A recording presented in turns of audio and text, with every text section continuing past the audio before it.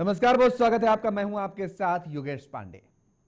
और 2024 के लोकसभा चुनाव को लेकर लगातार सियासी दलों की तरफ से तैयारी की जा रही है।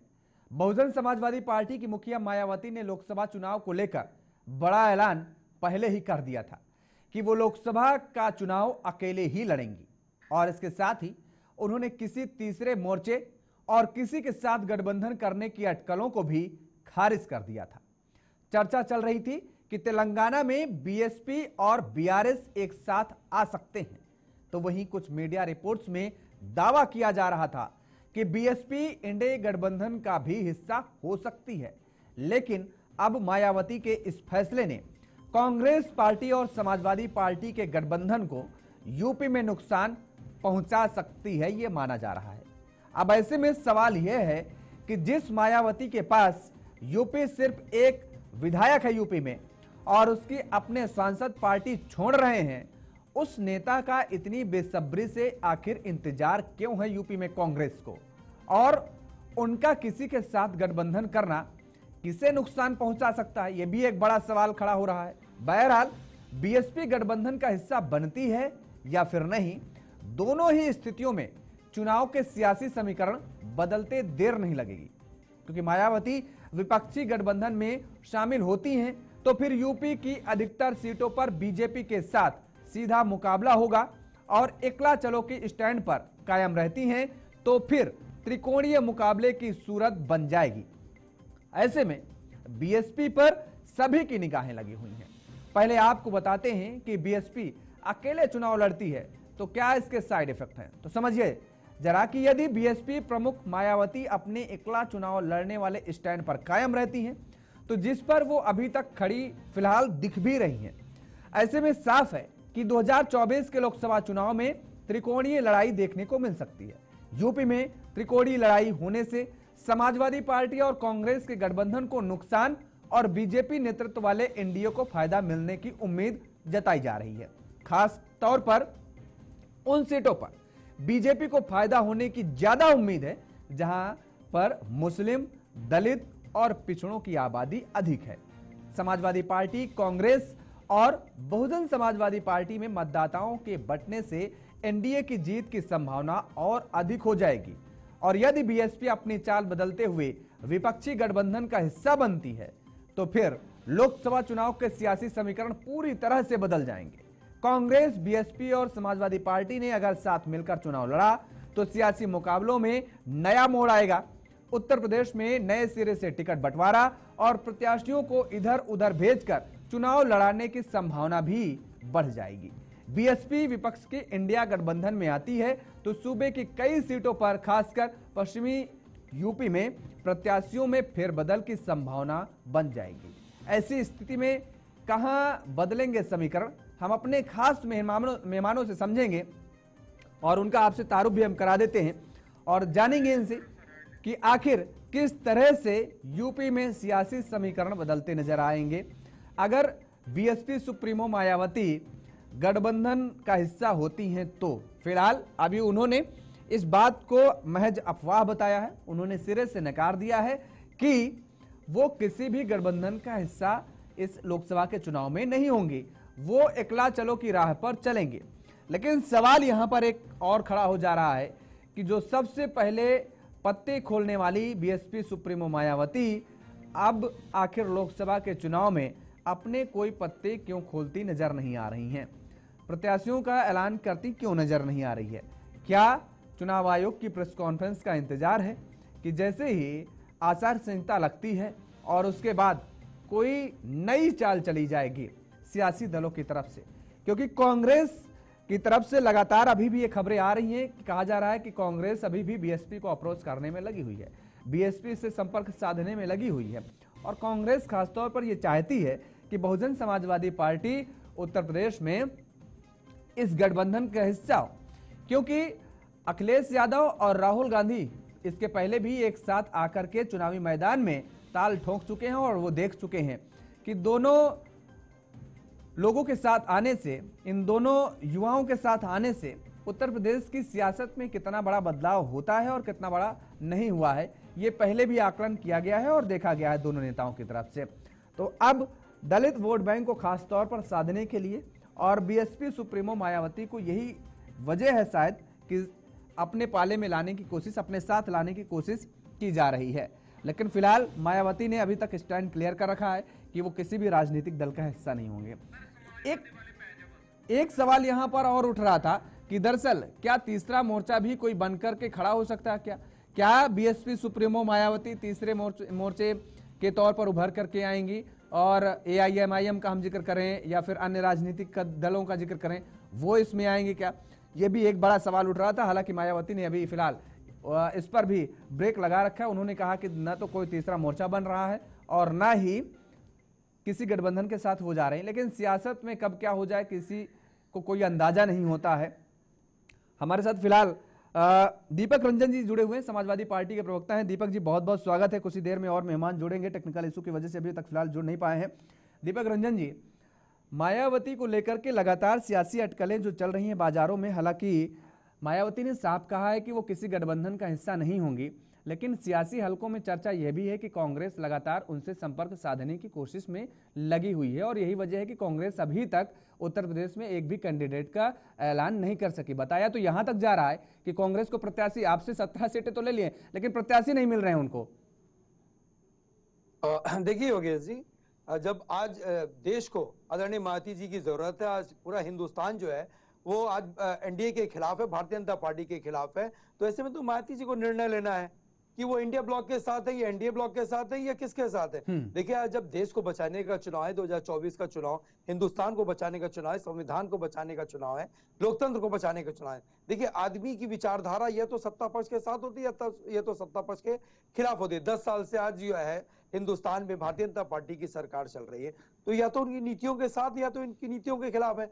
आज जब किसान, नौजवान, बेरोजगार जो है इनसे उम्मीद करते हैं कि ये इंडिया ब्लॉक के साथ आकर के इंडिया ब्लॉक का साथ देंगे, तो इसमें नामालूम क्यों जो आदरणीय मायावती जी, भाई उनकी अपनी पार्टी है, उनका क्या निर्णय लेना है योगेश जी, क्या नहीं लेना है ये तो उन्हीं को तय करना है। देखिए हम तो जहां है वहां पर है, हम तो भारतीय जनता पार्टी के खिलाफ जो है हर मोर्चे पर लड़ाई लड़ते दिख रहे हैं, तो हम आगे भी लड़ाई लड़ते दिखेंगे।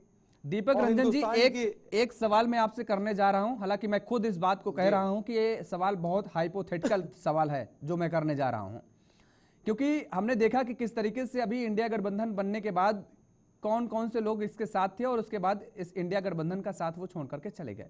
यदि बहुजन समाजवादी पार्टी राजी हो जाती है कांग्रेस के साथ, बात कुछ बन जाती है और बहुजन समाजवादी पार्टी की तरफ से ये पेशकश की जाती है कि ठीक है हमारा आपका तो गठबंधन रहेगा लेकिन उसमें समाजवादी पार्टी को इंक्लूड नहीं करेंगे या समाजवादी पार्टी सीट बंटवारे को लेकर के वो एक साथ खुद ही नहीं आ सकती है, तब इस स्थिति में फिर यूपी में क्या नजर आएगी तस्वीर? देखिए समाजवादी पार्टी का स्टैंड योगी जी शुरू से क्लियर है। समाजवादी पार्टी हर नीतियों के खिलाफ जो है, भारतीय जनता पार्टी की नीतियों के खिलाफ समाजवादी पार्टी सड़क से लेकर के सदन तक लड़ाई करती चली आ रही है। और मैं समझता हूं कि कांग्रेस पार्टी के साथ समाजवादी पार्टी का इंडिया ब्लॉक में बहुत अच्छा सामंजस्य बन चुका है। और जो इंडिया के साथ सीट शेयरिंग की बात हो इंडिया ब्लॉक में, जो कांग्रेस और समाजवादी पार्टी की योगी जी जो सीट शेयरिंग की बात है वो भी ऑलमोस्ट तय हो चुकी है। तो मैं नहीं समझता हूं कि उसमें कहीं किसी तरीके का, अच्छा रहा सवाल देखिए बहुजन समाज पार्टी का, तो रोज डे बाय डे जो है समय बहुत व्यतीत हो रहा है और बहुत कम समय हम समझते हैं कि शायद 2-4-5 दिन के अंदर अंदर जो है वो कोड ऑफ कंडक्ट लग जाएगा, आचार संहिता लग जाएगी। तो उसके बाद क्या निर्णय लेते हैं क्या नहीं निर्णय लेती हैं ये तो आदरणीय मायावती जी के ऊपर ही डिपेंड करता है। लेकिन मैं समाजवादी पार्टी के लिए मैं आपसे कहना चाहता हूं कि समाजवादी पार्टी का स्टैंड पूरी तरीके से क्लियर है उत्तर प्रदेश में और हिंदुस्तान की जनता को, महान जनता को भारतीय जनता पार्टी के कुशासन से निजात दिलाना। ठीक है, आप कह रहे हैं समाजवादी पार्टी का स्टैंड क्लियर है, और लेकिन स्टैंड किसी राजनीतिक दल का मुझे लगता है क्लियर होता नहीं है और कब क्या कौन सा कदम उठा लें ये उठाने के बाद ही पता चलता है। हमारे साथ कांग्रेस के प्रवक्ता वाचस्पति द्विवेदी जी जुड़ गए हैं और वरिष्ठ पत्रकार पीयूष पंत जी हमारे साथ जुड़ गए हैं। दोनों मेहमानों का बहुत बहुत स्वागत है। वाचस्पति द्विवेदी जी, आपसे ही जान लेते हैं क्योंकि सियासी हलकों में बड़ी चर्चा है, हालांकि मायावती की तरफ से लगातार इस बात का खंडन कर दिया गया है कि कोई गठबंधन में वो शामिल नहीं हो रही हैं, कोई तीसरा मोर्चा तैयार नहीं हो रहा है, लेकिन सियासी हलकों में चर्चा ये है कि कांग्रेस लगातार संपर्क साधने की कोशिश कर रही है और उनके नेता भी कभी कह देते हैं सांसद की उधर बीआरएस से के साथ हम चुनावी मैदान में उतरने जा रहे हैं, फिर उनको सफाई देनी पड़ती है सोशल मीडिया पर आकर के कि नहीं मेरे कहने का मतलब कुछ और था, कुछ और हो गया। जी, आप सभी को नमस्कार। जी। बिल्कुल सही बात है। कांग्रेस लगातार प्रयास कर रही है कि दलित, शोषित, वंचित समाज का जो वोट मायावती जी के साथ और पूरे देश में जो है बिखरा हुआ है, उसको हम सबको इकट्ठा करें। लाइक माइंडेड पार्टीज के साथ हम जाके ताउन करें और उनके साथ गठबंधन में शामिल हों। हम अंत तक प्रयास करते रहते हैं। कभी-कभी ऐसा होता है कि लोग किसी वजह से नहीं कर पाते हैं। मोरल कोड ऑफ कंडक्ट जो आप बात कर रहे हैं, वो अगर लागू हो जाए, आचार आचार संहिता लागू हो जाए, अगर इलेक्शन का नोटिफिकेशन जारी हो जाए, तो परिस्थितियां बहुत बदलेंगी। केवल एक दल की नहीं, काफी दलों की स्थितियां बदलेंगी, परसेप्शन बदलेगा। और निश्चित रूप से हम ये मानते हैं, हम जो सोनिया जी और हम सब कांग्रेस ने उनको प्रधानमंत्री तक का अच्छा, ऑफर छोटा कर सा चुके कमेंट हैं यहाँ पर एक कि अगर चाहेंगे वो कि आते बात हैं तो अगर हम चल खड़गे रही जी है को तो बात बनाएंगे कहाँ तक या पहुंची फिर वाचस्पति मायावती जी जी, को बनाएंगे। बात कहाँ तक जी, पहुंची और क्या आचार संहिता लगने का ही इंतजार किया जा रहा है क्या? आपको आपको बड़ा बिल्कुल सीधा सा मैसेज है, सभी के लिए सीधा सा मैसेज है। कांग्रेस जो अपने टिकट को घोषित नहीं कर रही है और सपा ने भी अपने कुछ सीटों को जो छोड़ रखा है, वो कहीं ना कहीं इस बात का इंगित करता है और ये परिचायक है कि हम लोग अभी बातों बातों में हैं, हम नेगोशिएशन में हैं। उनके लिए हम सीटों को छोड़ के चल रहे हैं और ये निश्चित रूप से हम लोग आशान्वित हैं कि मायावती जी हमारे साथ चलिए, होंगी। आप और आशान्वित हैं, जाने लेकिन के बाद हम मायावती जी की 20 से क्या चाल होगी वो वक्त बताएगा। समाजवादी पार्टी के प्रत्याशियों के खिलाफ मायावती अभी से पूरी रणनीति बनाती नजर आ रही हैं। उन्होंने भी प्रत्याशी उतारना शुरू कर दिया है। पीयूष पंत जी से हम समझेंगे कि क्या कुछ समीकरण बनते नजर आ रहे हैं उत्तर प्रदेश।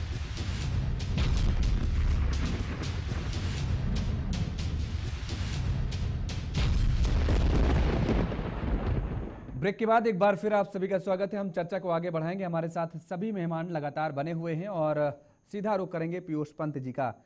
पीयूष पंत जी, यूपी में कांग्रेस और समाजवादी पार्टी के उम्मीदवारों की घोषणा में देरी की वजह क्या बहुजन समाजवादी पार्टी नजर आ रही है आपको?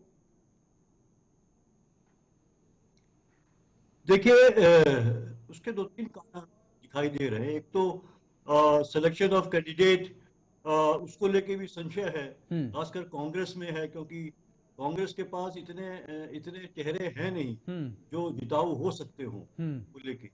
समाजवादी पार्टी के पास भी विधानसभा के स्तर पे तो है, लेकिन लोकसभा के स्तर पे भी उनके पास भी ये संकट है।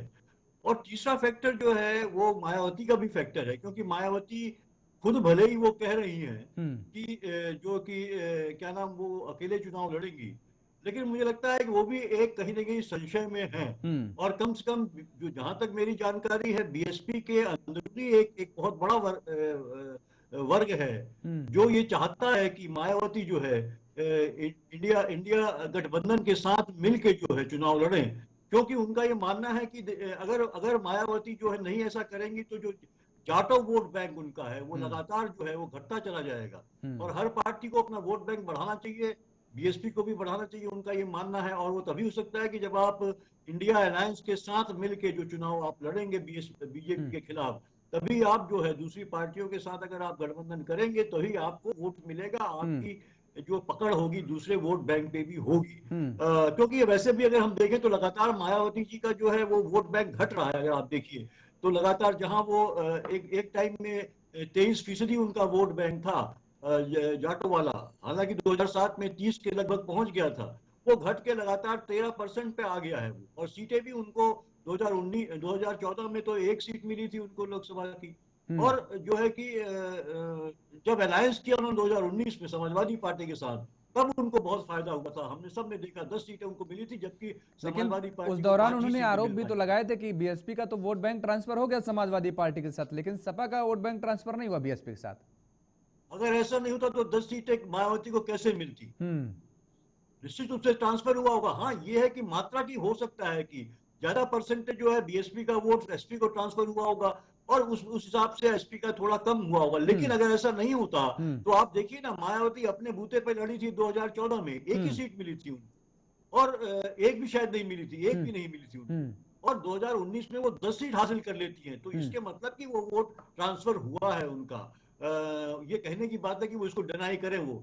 लेकिन और आप देखिए, अभी अभी जो 2022 का चुनाव था विधानसभा का, जबकि मायावती बहुत स्ट्रांग मानी जाती रही है उत्तर प्रदेश में और लगातार जो है, और लेकिन वो एकदम कमजोर होती दिखाई दी। सिर्फ एक सीट आई, वो भी एक सीट आई वो व्यक्ति जो था, जो विधायक था, उसका अपना व्यक्तिगत उसमें बहुत बड़ा एक कारण था। उसका एक ग्रास रूट लेवल तक उसकी पकड़ थी, उसकी अपनी पॉपुलैरिटी थी। तो ये हालत हो रही है, तो मायावती को ये समझना होगा। हालांकि उनको डर है बीजेपी का, ईडी का, आईटी का, ये सब तमाम डर है, लेकिन उन डर से पार पाना पड़ेगा और विपक्षी एकता के साथ खड़ा होना पड़ेगा। क्योंकि देखिए, बीजेपी का वैसे भी इतिहास रहा है कि जो भी उनको फायदा पहुंचाता है या फायदे के लिए वो अपने साथ मिलाते हैं, उसको धीरे धीरे वो खत्म करते जाते हैं। क्योंकि बीजेपी अपना बेस बढ़ाना चाहती है। वो हर जाति समूहों से एक एक दो दो लोगों को लेके अपने में शामिल कर लेते हैं और उनका वोट अपने पक्ष में ले लेते हैं। लेकिन बाकी वो पार्टियां धीरे धीरे संकुचित होती चली जाती हैं। ये इन पार्टियों को समझना होगा। अगर इनको अपना बेस बढ़ाना है, एक विपक्षी एकता को आगे बढ़ावा देना है, तो मायावती को भी जल्दी ही निर्णय लेना होगा। लेकिन मुझे लगता है कि सभी लोग उस डर की वजह से उस अधिसूचना का इंतजार कर रहे हैं जब चुनाव की अधिसूचना आएगी, ताकि कोई एक्शन इस तरह का ना हो पाए। देखिए, अभी एक कांग्रेस एमएलए के यहाँ जो ईडी की रेड हुई है, हमने देखा आज ही की तारीख, आज ही देखो खबर चल रही थी। तो निश्चित रूप से ये डर है, लेकिन आपको अब इससे पार पाना होगा। क्योंकि जो है कि विपक्षी एकता की बहुत बड़ी जरूरत है आज के समय में। इसलिए जरूरत है क्योंकि लोकतंत्र की ये मांग है। देखिए, एक ही पार्टी, ठीक है बीजेपी जीत रही है, अच्छी बात है, लेकिन एक ही पार्टी जब जीतती चली जाती है, हमने कांग्रेस के टाइम में भी देखा था, इंदिरा गांधी के टाइम में, तो उसके अंदर जो है एक खतरा पैदा होता है लोकतंत्र के लिए। इसलिए लोकतंत्र को बचाने के लिए भी ये जरूरी है कि सारी विपक्षी दल एक साथ आए और अपने छोटे छोटे स्वार्थों को छोड़ के एक बड़े स्वार्थ के लिए, एक मजबूत विपक्ष होना स्वस्थ लोकतंत्र के लिए बेहद जरूरी होता है। दीपक रंजन जी, आपको आवाज आ रही है क्या? आप दीपक रंजन जी, आवाज आ रही है आपको? देखिए भाई, दीपक रंजन जी को आवाज नहीं मिल रही है शायद। दीपक जी आपके पास आएंगे। एक छोटा सा कमेंट और पीयूष पंत जी आप समझेंगे, उसके बाद वाचस्पति जी के पास आते हैं। मायावती को अगर हम देखें, जो जिन प्रत्याशियों की घोषणा कर रही हैं, कन्नौज में भी अगर हम जिक्र कर रहे हैं तो अकील अहमद को मैदान में ला रही हैं। सुब्रत पाठक वहां से फिलहाल भारतीय जनता पार्टी के सांसद हैं। मुस्लिम कैंडिडेट पर दांव लगा रही हैं। अब बीजेपी के सुब्रत पाठक वहां से जो सांसद हैं, दलित वोट बैंक उनके साथ गया था, तभी वो वहां से सांसद निर्वाचित हुए हैं। तो एक तरफ मुस्लिम दांव खेल करके, एम फैक्टर खेल करके जहां इंडिया गठबंधन का नुकसान करने जा रही हैं बहन जी, तो दूसरी तरफ तो भारतीय जनता पार्टी का भी नुकसान हो रहा है। नुकसान नहीं होगा, भारतीय जनता पार्टी का फायदा होगा। देखिए, क्योंकि नुकसान होगा इंडिया गठबंधन का होगा नुकसान, तो उसका फायदा या तो मायावती को मिलेगा या फिर जो है नहीं, तो फिर ज्यादातर संभावना है कि भाजपा को मिले, क्योंकि त्रिकोणीय मुकाबले में अक्सर हमने देखा है कि ऐसा होता है। और भारतीय जनता पार्टी ये कोशिश कर रही है लगातार कि ये पार्टियां एक साथ नहीं हो पाए, इसीलिए कर रही है कि 1 to 1 जो है कि ये कॉन्टेस्ट न होने पाए। जहां तक देखिए मुस्लिम फैक्टर का है, तो मुझे लगता है ये मायावती भी जानती है और उनके जो पार्टी में सांसद हैं और दूसरे जो लोग हैं, उन्होंने भी ये बात कही है कि जो मुस्लिम बेस है, जो एक टाइम में मायावती का हुआ करता था, वो धीरे धीरे अब छटक रहा है। क्योंकि मायावती कोई स्टैंड नहीं ले पाती हैं। मायावती बीजेपी से वो लड़ाई नहीं कर पा रही, क्योंकि बीजेपी का स्टैंड पूरा एंटी मुस्लिम है। तो उसके खिलाफ अगर मुसलमानों के आप समक्ष खड़े नहीं होंगे, तो धीरे धीरे वो एसपी में और कांग्रेस में, इस बार तो पूरी संभावना है कि कांग्रेस के पक्ष में ज्यादा मुस्लिम वोट जाएगा। जिस तरह से राहुल गांधी ने यात्राएं निकाली हैं और एक कांग्रेस और जो है जो कि एक भाईचारे की बात करी है इस देश में, जो है कि तो उस तरह से जो है कि मायावती का वो बेस रहा नहीं जो पहले था मुस्लिम के बीच में। पहले जरूर था, स्ट्रांग था उनका बेस जो है कि, लेकिन अब वो नहीं रहा है उनका। बीएसपी सुप्रीमो की तरफ से मजबूत स्टैंड न लेने की वजह से वो बेस कहीं ना कहीं कम हुआ है और उसमें कटौती देखने को मिली है। दीपक जी, सवाल यहाँ पर ये खड़ा हो रहा है मुस्लिम वोट बैंक को लेकर के, क्योंकि अब बीएसपी के जो भी कैंडिडेट सामने फिलहाल आ रहे हैं वो सारे मुस्लिम हैं अभी तक, और इसमें सबसे बड़ा अगर नुकसान होने जा रहा है तो मुझे लगता है कि समाजवादी पार्टी को होने जा रहा है। और इस बात को पीयूष पंत जी भी कह रहे हैं कि बीएसपी के कैंडिडेट खड़े होने के बाद इंडिया का नुकसान बड़े तौर पर होने वाला है, इंडिया गठबंधन का। देखिए योगेश जी, समाजवादी पार्टी किसी जाति विशेष की राजनीति नहीं करती। समाजवादी पार्टी सभी धर्म, सभी जात, सभी में विश्वास रखती है और सभी को साथ लेकर चलती है। अभी आपने देखा होगा, अभी राज्यसभा का चुनाव भी हालिया ही कंडक्ट हुआ और आदरणीय मायावती जी कहती ना मैं इंडिया के साथ हूं, ना मैं एनडीए के साथ हूं, मैं अकेले लड़ूंगी चुनाव। लेकिन इनके एकमात्र विधायक जो उत्तर प्रदेश से आते हैं, शिवमा शंकर सिंह जी, इन्होंने बीजेपी के कैंडिडेट को क्यों उन्होंने वोट करने का काम किया? अरे इनको एब्सेंट हो जाना चाहिए। एक तो आपकी जो है नेता कहती हैं कि हम ना इंडिया ब्लॉक के साथ रहेंगे, ना हम एनडीए ब्लॉक के साथ रहेंगे, और आदरणीय मायावती जी ने उनके खिलाफ क्या कार्रवाई की? तो देखिए कहीं ना हो कहीं सकता है दर्शाता उनकी है कि अंतरात्मा बोली हो कि बीजेपी के साथ जाना हो, क्योंकि वो भी जिस विधायक का आप जिक्र कर रहे हैं, मुझे लगता है कि वो बीएसपी के उस पे नहीं जीते हैं। ठीक है, बीएसपी के टिकट पर लड़े हैं, लेकिन मुझे लगता है वो उनकी मेहनत थी, उनका क्षेत्र में जो वर्चस्व था, उस वजह से वो विधायक बन के आए हैं। अच्छा, तो इनको तो पार्टी से भी, बहुजन समाज पार्टी से उनको इस्तीफा दे देना चाहिए था, या इस्तीफा दे देते, ये अपना अलग पार्टी, ये भारतीय जनता पार्टी ज्वाइन कर लें। वो तो अकेले एकमात्र विधायक है, उनके ऊपर दल बदल कानून भी नहीं लागू होता है। अगर उनकी आस्था जगी थी, उनकी अंतरात्मा जगी थी, तो देखिए कहीं ना कहीं दर्शाता किस तरीके से उनके वहां उनके भतीजे को या उनके और लोगों को किस तरीके से सुरक्षा केंद्र सरकार से मुहैया हो रही है। तो देखिए कहीं ना कहीं देखिए हिंदुस्तान की महान जनता बहुत समझदार है, और खासतौर से उत्तर प्रदेश की जनता सब समझती है, सब जानती है कि कौन किसकी मदद कर रहा है, कौन किसकी मदद नहीं कर रहा है। और इंडिया ब्लॉक में योगेश जी पीडीए हमारी स्ट्रेटजी है, और ये पीडीए जो है ये एनडीए को हराने का काम करेगा, क्योंकि आज की तारीख में समाजवादी पार्टी सड़क से लेकर के सदन तक दलित, शोषित, वंचित सबकी आवाज उठाती रही है। आज की तारीख में आपने देखा होगा किस तरीके से उत्तर प्रदेश, जो आज की तारीख में पर्चा लीग प्रदेश हो चुका है, आज किस तरीके से 60 लाख नौजवानों के भविष्य के साथ भारतीय जनता पार्टी की सरकार खिलवाड़ कर रही है। तो ये सब लोग देखिए बटन दबाने का इंतजार कर रहे हैं। जाति और ऊंच नीच और इन सब चीजों से ऊपर उठ करके भारतीय जनता पार्टी के खिलाफ 2024 में वोट पड़ने जा रहा है, और जनता जो है बटन दबाने का इंतजार कर रही है भारतीय जनता पार्टी के खिलाफ।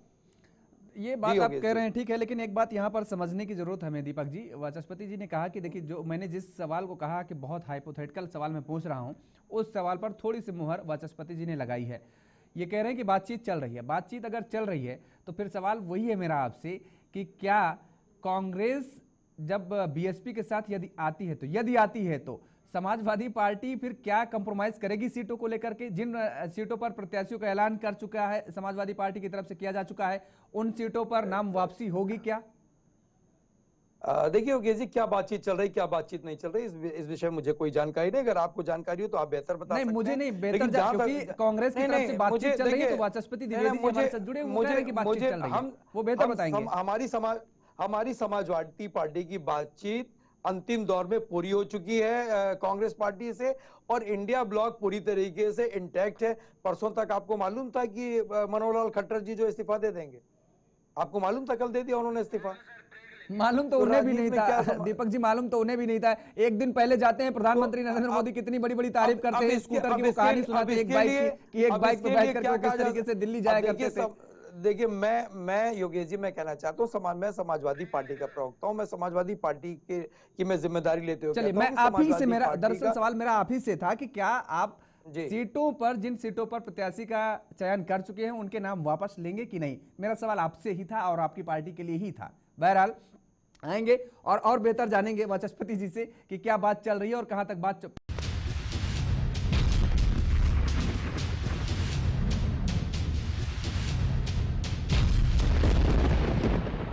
ब्रेक के बाद एक बार फिर आप सभी का स्वागत है। हमारे साथ सभी मेहमान लगातार बने हुए हैं। चर्चा हम कर रहे हैं कि उत्तर प्रदेश में किस तरीके से सियासी समीकरण बदलेंगे यदि बहन कुमारी मायावती जी कोई कदम उठाती हैं तो, और नहीं उठाती हैं तो, गठबंधन को लेकर के।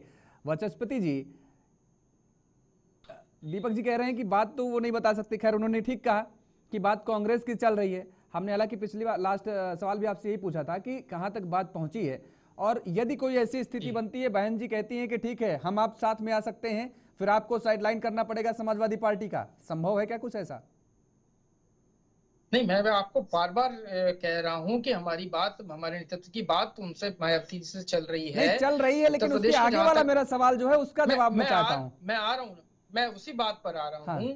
अगर लार्जर इंटरेस्ट पे अगर सपा उनके साथ नहीं करना चाहती है या अपनी सीट शेयरिंग नहीं देना चाहती है, तो हम अखिल भारतीय स्तर पर बीएसपी को साथ लेंगे। हम उनको मध्य प्रदेश में, जब हम सपा को एक टिकट दे सकते हैं, तो हम मध्य प्रदेश में, राजस्थान में, अन्य राज्यों में भी हम उनको समावेशित करेंगे।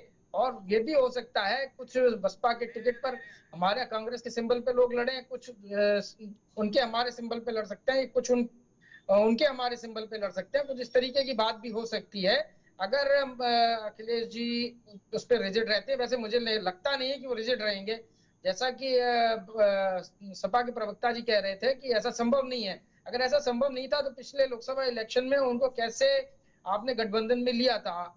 लार्जर इंटरेस्ट ऑफ नेशन, मुझे अच्छी तरह मालूम है अखिलेश जी शोषित वंचित समाज के हित में और सर्वहारा समाज के हित में, दलित, किसान महिलाओं और सभी वर्गों के हित में कुछ त्याग जरूर करेंगे। कांग्रेस तो क्या त्याग करने को तैयार है और हमने किया भी है। कुछ गलतियां हमसे हुई, हमने उनको उनसे सबक भी, इबरत भी हासिल की है और हमने लार्जर इंटरेस्ट में देखिए उत्तर प्रदेश के बाहर भी समझौता सपा के साथ किया और अन्य दलों के साथ भी हम कर रहे हैं। निश्चित रूप से हम सब बसपा को लाना चाहेंगे लेकिन एक चेतावनी मैं देता हूं, अगर बसपा इस बार हमारे साथ नहीं आती है तो ये मान लीजिए कि बसपा का वोट छितर जाएगा और वो निश्चित रूप से अखिल भारतीय स्तर पर कांग्रेस की तरफ आएगा। ये स्पष्ट इशारा है, जैसे कि पूरे देश में आप देख रहे हैं कि अल्पसंख्यक समाज पूरी तरीके से कांग्रेस के साथ तैयार है और वो सब दिख रहा है। दीपक जी, मुझे लगता नहीं कि अब कुछ कहने की जरूरत है। जो चीज मैंने कही थी वो चीज खुल करके तो कांग्रेस के प्रवक्ता ने कही थी और उस पर मुहर लगा दी। शोषित वंचित आदिवासी समाज का कांग्रेस को साथ मिल रहा है और कांग्रेस उन सबको लेके, आप देखिए अभी जो हमारे टिकट अनाउंस हुए हैं हाँ। उनमें SC ST और ठीक है, वाचस्पति जी आ गई सामाजिक समीकरण को साधने की जो आप बात कर रहे हैं। मैंने वही सवाल दीपक जी से कहा था। दीपक जी, अब देखिए, ये तो मैं कह नहीं रहा हूँ, कांग्रेस के प्रवक्ता हैं वो कह रहे हैं, खुद ही कह रहे हैं कि भाई वक्त की मांग है सर। हाँ, देश की मांग है। वही मैं भी कह रहा हूँ, दीपक जी को समझाने की कोशिश कर रहा हूँ कि दीपक जी, आप तो उत्तर प्रदेश भर में हैं। अब बहुजन समाजवादी पार्टी का देखिए कैडर कहाँ है, उत्तराखंड में भी है, राजस्थान, मध्य प्रदेश, छत्तीसगढ़, हर जगह थोड़ा थोड़ा है। तो वो क्यों नहीं चाहेगी कि जब हम बहुजन समाजवादी पार्टी को साथ लेकर के आए, और यही चीज वाचस्पति जी कह रहे हैं कि राष्ट्रीय लेवल पर उनको लेकर के आएंगे ताकि हर प्रदेशों में, हर राज्य में उसका उनको बेनिफिट मिले। देखिए योगेश जी, मैं चाहता हूं सर वोट ना बटे। आदरणीय कांग्रेस पार्टी के प्रवक्ता जी अधिकृत हो गए, इनको शायद कांग्रेस पार्टी के शीर्ष नेतृत्व ने इनको अधिकार दिया होगा कि अन्य राज्यों में सीट शेयरिंग की बात कर सकते हैं। देखिए, मेरी पार्टी ने भी मुझे अधिकार नहीं दिया। मैं एक प्रवक्ता हूं, मुझे इस चीज की जानकारी होगी। मैं तो बार बार कह रहा हूं ना, आज की तारीख में निर्णय तो आदरणीय मायावती जी को लेना है ना, इनकी पैरवी आदरणीय वाचस्पति जी कर सकते हैं, ना दीपक रंजन कर सकते हैं। ये तो निर्णय उनको लेना है ना कि ये भारतीय जनता पार्टी के साथ है या भारतीय जनता पार्टी के खिलाफ है। और देखिए, यही वाचस्पति जी हैं जिन्होंने अमरोहा जोन के विधायक दानिश जी को उन्होंने अपने पाले में ले लिया, अपनी पार्टी में ले लिया। तो क्या होना है क्या नहीं होना है, देखिए समय बहुत व्यतीत हो रहा है। जो चीजें होनी है, ऑलरेडी हमारी सीट शेयरिंग को लेकर के हमारा समय बहुत किल हो चुका है। अब हम लोग की सारी सीट शेयरिंग पे बात हो चुकी है, सब चीज अच्छे माहौल में आगे चीजें चल रही हैं। अब निर्णय क्या होना है क्या नहीं होना है, उनको अगर इंडिया ब्लॉक में आना है तो उनका स्वागत, हमने तो कभी मना नहीं किया। हम तो उसी टाइम उनको देश का प्रधानमंत्री बनते हुए देखना चाहते थे, समाजवादी पार्टी उनको चाहती थी, लेकिन उन्होंने खुद से अपने आप को अलग किया। और देखिए, समय बहुत कम है, समय शुरुआत से अभी इंडिया ब्लॉक की लगातार हम लोग की बैटिंग, जो कोऑर्डिनेशन कमेटी है उनकी लगातार बैठकें होती हैं, कई दौर की बैठक, मुंबई से लेकर के, पटना से लेकर के, बेंगलुरु से लेकर के, कई दौर की बैठक। अभी बीच में आप लोग मीडिया के सूत्रों से ये खबर आई कि जो है 9 तारीख को वो अनाउंस करेंगी कि वो इंडिया ब्लॉक के साथ आ रही है, सीट शेयरिंग पे बात करेंगी। अगले दिन उन्होंने जो है प्रेस कर दी और आप ही लोगों के ऊपर उन्होंने इल्जाम मर दिया कि मीडिया के लोग इस तरह का गलत दुष्प्रचार कर रहे हैं। नहीं, अगर मीडिया का गलत दुष्प्रचार कर रहे होते मीडिया के लोग, तो वाचस्पति जी यहाँ बैठे हुए हैं, वो क्यों इस बात को स्वीकार करते कि नहीं बातचीत चल रही है? जब किसी दो व्यक्ति के बीच में बातचीत हो रही है और एक व्यक्ति उसको स्वीकार रहा कि नहीं मेरी बातचीत हो रही है, वही चीजें सामने निकल करके आएंगी।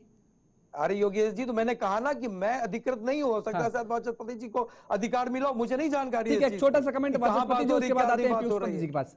वाचस्पति जी, देखिए, मैं हमारी पार्टी और इंडिया गठबंधन कभी भी इस प्रकार की कोई भी फीलिंग नहीं देना चाहता है देश को, कोई भी इस तरीके का इशारा नहीं करना चाहता है कि हम मायावती को लैग कर रहे हैं या उनको लेना नहीं चाह रहे हैं। अगर किसी कारण से वो अगर नहीं होती है तो उसका दोषारोपण उनके ऊपर होगा, उनको अपने समाज को बताना होगा कि आखिर किस कारण से वो नहीं आई। ठीक है, नहीं आती है तो वजह बतानी होगी जनता को कि आखिर किस वजह से नहीं आई। देखिए योगेश जी, आदरणीय जो कांग्रेस पार्टी के प्रवक्ता है, उनके सवाल में उनका जवाब छिपा हुआ है। उन्होंने राज्यसभा में वोट किसको किया, उसका जो आज कैंडिडेट जो वो उतार रही है, आप देख रहे होंगे किसका फायदा उठाने के लिए। जो क्या आप यहाँ पे जितने लोग पैनलिस्ट बैठे हैं या हिंदुस्तान की महान जनता इतनी समझदार नहीं, क्या चीजें समझ नहीं पा रही है? ठीक है, तो ये तो देखिए, उत्तर प्रदेश की जनता पूरी तरह से समझ चुकी है कि वो किसको फायदा, किसको लाभ पहुंचाना चाहती है। और हमारे दरवाजे, इंडिया ब्लॉक के दरवाजे सदैव उनके लिए खुले हैं। जो भी भारतीय जनता पार्टी के कुशासन के खिलाफ खोलने से केवल काम नहीं चलेगा ना दीपक जी, कंप्रोमाइज करना पड़ेगा कुछ। अच्छा वो आए तो योगेश जी, हम कहाँ जाके नॉक करें, आप बता ठीक है, दो। नहीं हमने ये नहीं कहा, हमने नहीं कहा, अभी हमने वही सीट उसी को मैंने कहा कि अगर बहन जी आती है तो फिर क्या, तैयार है। उसी बात को मैंने आपसे पूछा था कि क्या जिन नामों का ऐलान किया गया उनकी वापसी हो सकती है क्या? जी आप आदरणीय माती जी का स्टेप पे गौर करिए। हाँ। राज्यसभा का चुनाव तो उनका एक मत, नहीं वो आगे बात मैं समझ रहा हूँ, वो स्टेप तो किसी के रिकॉर्ड ही नहीं की जा सकते पॉलिटिक्स में। अभी अभी अभी उदाहरण इसी हरियाणा का आप लोगों ने दिया, तो हरियाणा का उदाहरण ही आपने देख लिया कि एक रात पहले कितनी तारीफ होती है, दूसरी रात क्या कुछ हो जाता है। अच्छा बहुजन समाज पार्टी ने 6 कैंडिडेट उतार दिए हैं और ऑलरेडी वहां अखिलेश जी के खिलाफ उन्होंने कैंडिडेट उतार दिया। अगर अखिलेश जी लड़ते हैं कन्नौज से, या समाजवादी पार्टी ने जहां जहां प्रत्याशी उतारे उसके खिलाफ उन्होंने, यही तो मेरा सवाल था दीपक जी, इतनी देर से मैं तो यही तो आपसे जानना चाह रहा था कि अगर कांग्रेस और बीएसपी एक साथ आती है तो फिर समाजवादी पार्टी साथ रहेगी या साइड लाइन हो जाएगी या उसको तिरस्कृत कर दिया जाएगा। एक सेकंड आ रहे हैं दीपक जी, आएंगे आपके पास। पीयूष पंत जी से समझ लेते हैं। पीयूष पंत जी बड़ी देर से सुन रहे हैं, क्या परिस्थितियां बनती है, क्या नहीं परिस्थितियां बनती है, समय और हालात बताएगा। ठीक है, हालातों पर तय की जाएगी। पीयूष पंत जी, एक बड़ी बात यहाँ पर वाचस्पति जी ने कही है कि अगर ऐसी कुछ स्थिति बनती, बहन जी आती हैं, तो क्या आपको ये लगता है कि कांग्रेस साइडलाइन कर देगी समाजवादी पार्टी को, वो राष्ट्रीय लेवल पर अब लेकर के चलेगी? क्योंकि भाई वही बात मैंने जो पहले भी कही कि समाजवादी पार्टी तो उत्तर प्रदेश तक सीमित है, बहुजन समाजवादी पार्टी का अन्य राज्यों में भी कुछ ना कुछ जनाधार है। तो नहीं चलेगी, क्योंकि देखिए सबसे पहला जो गठबंधन हुआ है वो कांग्रेस और समाजवादी पार्टी में हुआ है। मायावती से भी कोशिश की गई थी, लेकिन आरएलडी से भी, आरएलडी तो बीच में छिटक गया अभी जो है कि, लेकिन समाजवादी पार्टी भी शुरू में नानकुर या अखिलेश जी कर रहे थे, लेकिन अंततोगत्वा उनको भी समझ में आया कि विपक्षी एकता के लिए और देश के लिए जो समय है इस समय, और 2024 के बाद क्या स्थितियां बनेंगी भाजपा के रहते हुए शासन में, क्योंकि वो इसलिए मैं कह रहा हूं क्योंकि अभी हम जो देख रहे हैं स्थितियां, जो खासकर मैं लोकतंत्र के प्रति चिंतित रहता हूं और लोकतांत्रिक संस्थाओं के प्रति चिंतित रहता हूं, उसको देखते हुए ऐसा लगता है कि एक ही अगर पार्टी को, हमने कांग्रेस का भी उदाहरण देखा है पहले 70 के दशक में, हमने देखा है पूरी 1970 के दशक में कि एक ही पार्टी को अगर लगातार आप जिताते हैं तो वो एक एरोगेंट हो जाती है पार्टी, उसमें एक घमंड आ जाता है और वो कुछ भी करती है, सारे संस्थाओं को तहस नहस करने लगती है। ये हमारे पास इतिहास है, इसका संसदीय इतिहास है हमारे सामने। तो ये यही आगे भी ना हो, इसको रोकना बहुत जरूरी है। ये जनता के लिए जरूरी है, जनता के हित में जरूरी है, लोकतंत्र के हित में जरूरी है और लोकतांत्रिक संस्थाओं के हित में जरूरी है। इसलिए मुझे लगता है कि देखिए समाजवादी पार्टी को साइडलाइन नहीं करेंगे, बीएसपी के साथ अगर हो जाता है तो, लेकिन समाजवादी पार्टी की ताकत उत्तर प्रदेश में ज्यादा है इस समय बीएसपी।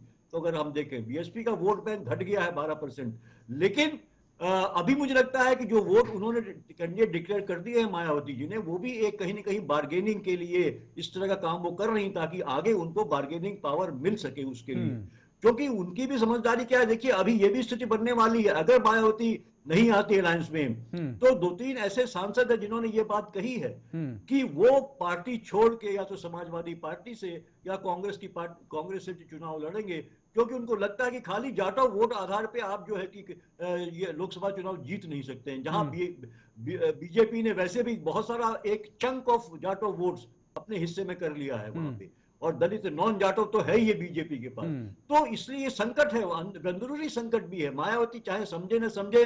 दूसरा आपने कहा कि मुस्लिम वाला जो है आधार, देखिए मुस्लिम खसक रहा है और खासकर इसका इंडिकेशन इमरान जो है वो पश्चिमी उत्तर प्रदेश के, उन्होंने ये बात कही थी उनसे मायावती से कि आप कांग्रेस के साथ, इमरान मसूद, उन्होंने कहा था आप कांग्रेस के साथ गठबंधन करिए।